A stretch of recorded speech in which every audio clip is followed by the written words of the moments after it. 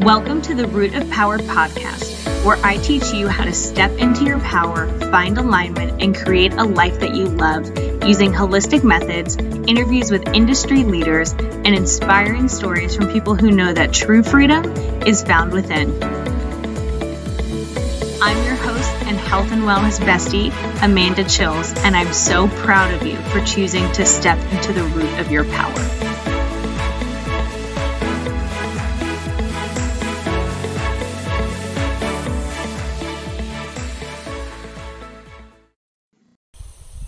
Hello and welcome to this week's episode. We are going to be talking about persistence, why it pays off, why you should be doing it, how it's contributing to your success or your failure, and how to do it.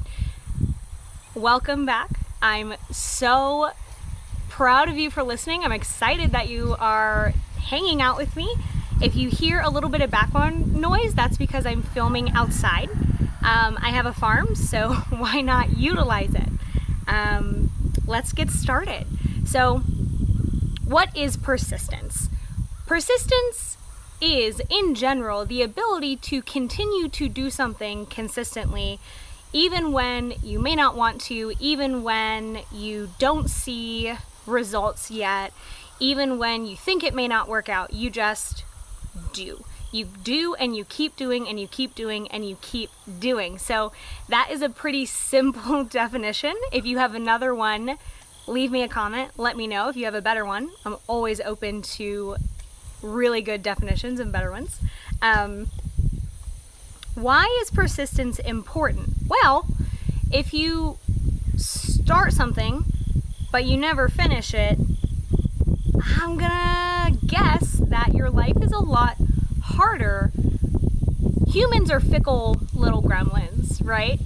If we don't see the value, if we feel like it may not work out, if other people discourage us or we get discouraged, then we often will believe them, or we quit, or sometimes we believe our own thoughts that are really sometimes our own worst critics. Persistence is the ability to set all that aside. Not that it goes away, because those things don't always go away, but we set it aside. We don't give a lot of attention to the negative thoughts, the hopelessness, the discouragement, because all of those things pass. And we just keep showing up all the time, every day. Maybe not every day, but you keep showing up consistently. The reason that we do that is because whatever persists, whatever we give attention to consistently grows. Just like working out. If you work out one time and you don't lose 10 pounds in that one session and you just give up, then you never get fit. If you pick up a hobby and you don't practice, then you're never going to be good at it, even though you have to totally suck at first. That's part of persistence, is being willing to be a beginner, being willing to go through that learning curve and to practice.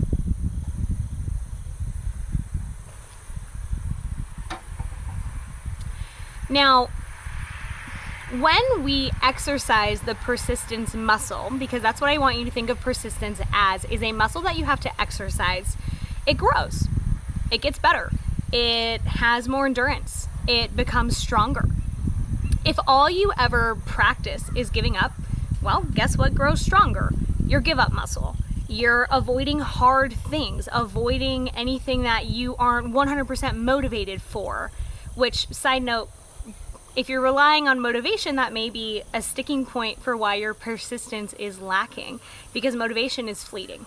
Showing up is always a choice. You can be completely unmotivated and show up. You can just totally not want to show up and still show up, still put in the time, still put in the work, still give it your attention. And so that's what we're going to get in today. So why should you be persistent? Well, a really good question I think to ask yourself is, what do you get by giving up? Think about that one, right? That's a pretty solid question. What do you get by giving up? That answer is going to be different for all of us, but I do want you to think about it and really give it time? A short answer is you get nothing. You don't get better, you don't succeed, you don't build what you're trying to build because you give up. And again, what you practice gets stronger. So if you only practice giving up when things get a little hard, guess what you're going to become really good at? Giving up when things get hard. One of the other reasons we practice persistence is because consistency is also self-care. Showing up for ourselves, showing up for the promises that we make to other people or we make to ourselves is important. It builds integrity. It proves to you that you do what you say you're going to do, which builds trust in yourself. It proves to other people that you do what you say you're going to do, which builds trust with them. And I don't know anyone who is actually an overnight success. So I think American culture loves to talk about, oh, how did you get here? And you got so big overnight, and that's just not real. So I believe there's a quote, please tell me who said it if you know. I think it's Steve Martin, but correct me if I'm wrong, and he says, it takes 10 years to look like an overnight success. Which is so true. 10 years of showing up, grinding, doing the work, getting better, self-assessing, all of that takes time. You don't go from a beginner to an expert overnight. That's just not true. So it takes persistence. So persistence gets results. It's a form of self-care, which if you have ever heard me talk is one of the hills I will happily die on as a human being, is that self-care is the ultimate form of love. It builds integrity, it builds a relationship with other people and with yourself, and it builds a reputation. If you are someone who follows through and does what you say you're going to do, people are going to start to trust you. You're going to start to trust yourself. If you always bail when things get hard, again, you get really good at bailing and people get really good at spotting that pattern. So now you may be like, Amanda, how do I practice persistence? It's hard. I've never seen anyone do it. My whole family bails. Everybody I know bails. They don't know how to show up even when they don't want to. I get unmotivated and I get tired and then I get lost in excuse land and I don't know what to do. Well, friend, that's literally why I'm here talking to you today. The first thing we do is get really honest with ourselves. Where are you prioritizing things? Where are you choosing the easy route? Where are you choosing the way out? Where are you and when are you avoiding the work? Now, I don't say to do this to beat yourself up and to say, oh my God, I'm such a piece of crap. I never follow through with anything. I can never do this. That's not the point of this exercise. So please, please be compassionate with yourself and honest. Take a really honest look about what you are doing. What is legitimately not working for you? Why are they not working? Why are you avoiding certain aspects of work? For example, if I have a goal to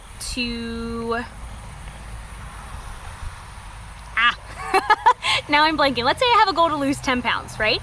And I talk about this goal and I really want to do it, but every morning when I'm gonna go take a walk, I sleep in instead because I'm up late the night before scrolling on Instagram and getting lost in social media land. Now, being honest with myself, I would say, hey self, I stay up late, getting lost in social media, getting lost on Instagram, and then I'm too tired in the morning to go walk. And that is why I haven't persisted through what I say I want to do. So we're very, very honest with ourselves. If you want to learn a language, but you never download an app to do so, you never practice it, what's getting in the way? Do you not know anyone? Are you not sure where to start? Is it too overwhelming? All of these things can be problem solved. So step one is to get very, very honest about what is getting in the way for you and where are you bailing. Do you not practice being persistent? Because that, again, is a skill that you get better at the more that you practice. Have you never seen anyone do it? Okay, so maybe we need to find people who are persistent and talk to them. When we are being honest with ourselves, and after we've really done some self-assessment, we can start making a plan. If I know that I stay up late every night on Instagram, and then I sleep through my alarm, and I never do that morning walk, it seems like the place to start would be with staying up late at night and not scrolling Instagram, and then going to bed at a reasonable time so that I'm not so tired in the morning. And then we become planners. How do I go to bed earlier? How do I make sure I get a really good night's sleep? Do I need to put my phone across the room so I have to literally get out of bed to go shut it off? Do I need to delete the app every night and reinstall it in the morning? Do I need a friend to hold me accountable? What do you need? And another question is this goal really important to you?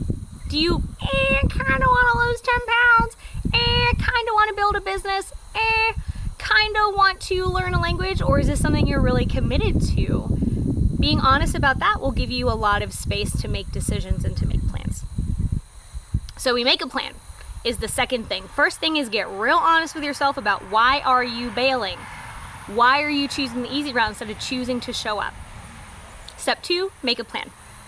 Step 3, get help with your plan. If you don't know how to do something or you don't know where to start, there are 7 billion people on this planet, and I promise you that somebody has done something similar, if not the exact same thing, or has had an extremely truck going by, or has had a very similar problem and they've problem solved it. So who do you know, or who can you find who has gone through something similar to what you're going through, and talk to them. How did they do it? Many people are reachable now because of social media. You can hire a coach. You can read blogs. You can go on YouTube. YouTube is a huge search engine. Google it. How to learn a language, how to lose 10 pounds, how to get up in the morning, how to find a therapist, how to create a habit. So many things that you can do here. The last thing. So we've gone over 3, right? We are honest about ourselves, why we're bailing, what's happening. We make a plan. We get help with that plan. And now the last thing is you just practice. You practice showing up, even when you don't want to. You practice being radically honest with yourself. You practice accepting that some days you're just not gonna show up. That's okay. Nobody's perfect, and progress certainly isn't perfect. Aim for progress over perfection. Give yourself some grace, but not too much. One day here or there is very, very different than, oh, I took a month off and now I'm just gonna give up. That is a whole different attitude and space.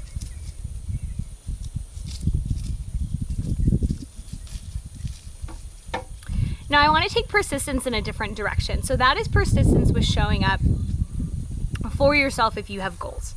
Hopefully you have goals. If not, please contact me. I will help you. I want to talk about persistence in getting what you want. So I have heard, or people tell me that, like, Amanda, you're so lucky. You just do things. You just go out there and you do things. And just like I was talking about earlier, that is a muscle. I have practiced that for literally years. I have practiced not taking no for an answer, going after what I want. Now, I would be remiss if I discussed this and didn't talk about certain privileges that I have. It is easy to go after what you want when you have a safety net. It's easy to go after what you want when you grow up watching someone do the same thing, when you have supportive friends or a supportive family. Not everybody has the opportunities that I have had. And I want to acknowledge those because they're important. If you don't have a safety net, if you don't have a supportive family, if you've never seen anyone go after what they want, you're starting from a very, very different place. So if you are in that space, one of the first steps is to find people who are doing that. Even if they're online, that's okay. There's probably a community of people who are doing what you want to do or what you dream of doing. Find them. Start talking to them. Get some encouragement. Build a safety net. One of the most important parts of a safety net is finances, is having the mental space to daydream and to plan. So if you are experiencing systemic oppression, or you are particularly vulnerable to poverty or racism, or you have a disability, all of those things take up a lot of mental space. And that will drain your energy, so then you have less energy to be persistent, to go after what you want. So being very honest about what you can do and what you cannot do is a great way to find out just where to start. Go at your own pace, build a safety net, do the things you have to do so that you can do what you want to do, even if that looks slower than someone else. Now, with that being said, something I grew up watching my dad do, which has been extremely helpful, is literally never taking no for an answer. If someone doesn't call him back, he'll leave 17 voicemails. Doesn't care. He'll go sit at someone's office for hours, so that they can't avoid him. He'll just say, "Oh, wait, I have all day, I will wait." And so eventually they're going to get fed up and talk to him, right? If one person says no, he keeps going.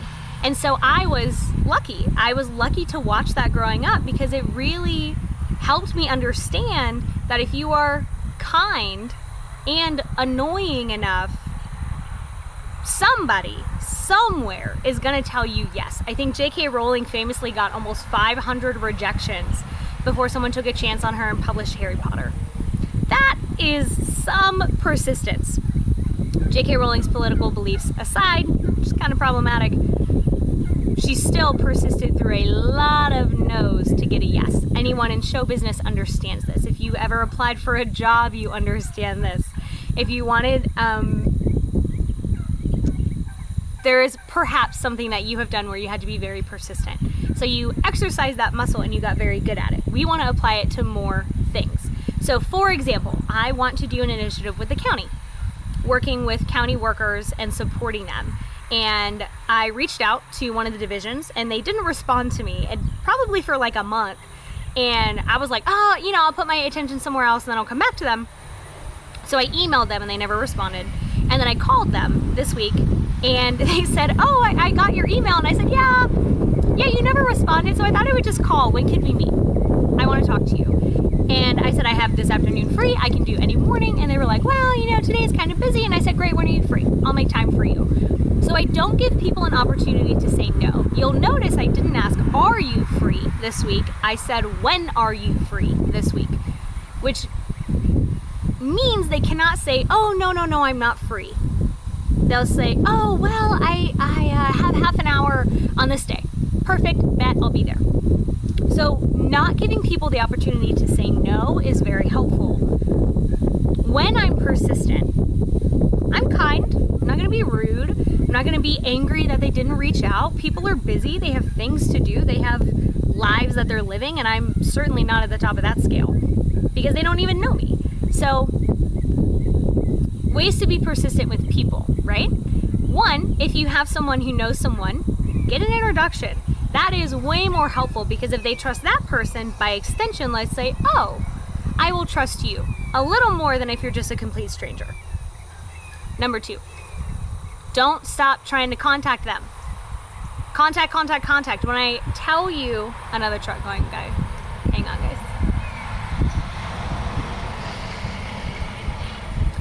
When I tell you that my dad used to leave 17 voicemails, I'm literally not exaggerating. I have left multiple voicemails for people who I need to get a hold of and can't. I have shown up at offices. It works. As long as you're kind, don't be an asshole. Be nice. Don't complain that they didn't respond to you, even though I did on the phone call. But it was cheeky. I could tell we would get along and be cheeky together. So all of those things help. Be kind, but be kind of annoying, and be useful. If you just want people's attention, but you don't want to do anything for them, why would they give you their attention? People are busy and they often need things done. So find a way to be useful. Ask yourself, what can I do for you? People love giving their attention to someone who's going to help them. Now that is pretty much it. Today's kind of short.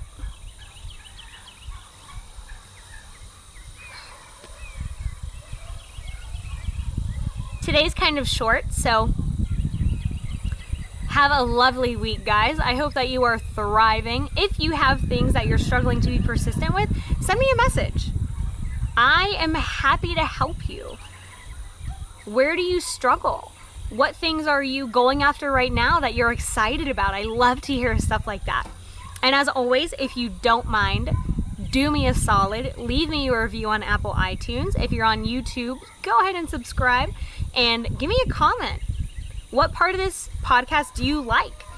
What part of this are you not really jamming with? I'm open to those too. So y'all have a lovely day. Be good.